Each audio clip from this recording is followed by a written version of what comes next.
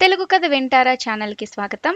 కృష్ణదేవరాయల వారి తల్లికి జబ్బు చేసి మంచాన పడింది. రోగం ఆ రోజుకి ముదిరిపోయింది. చివరికి ఇక బతకననే అనుమానం కలిగింది రాయలవారి తల్లికి. అప్పుడు ఆమెకి మామిడి పండ్లు తినాలని మనసైంది. తన కోరిక రాయలవారితో చెప్పింది. కానీ అది మామిడి పళ్ళ దొరికే కాలం కాదు.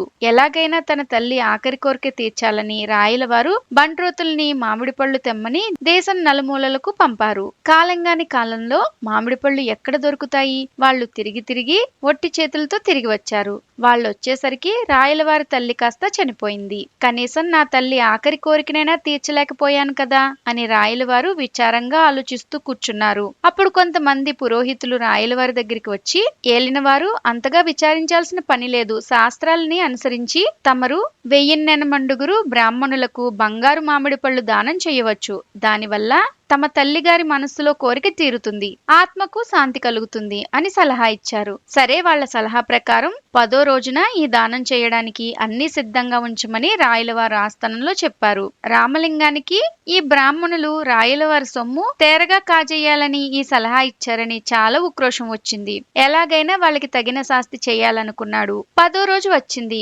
1008 బంగారు మామిడి పండ్లు సిద్ధం చేయించారు రాయలవారు. బ్రాహ్మణులు దానం పొందడానికి రాయలవారి దగ్గరికి వస్తున్నారు. వాళ్ళు వచ్చే దారిలో మన రామలింగడు ఒక కుంపట్లో ఇనుప కడ్డీలు కాలుస్తూ కూర్చున్నాడు.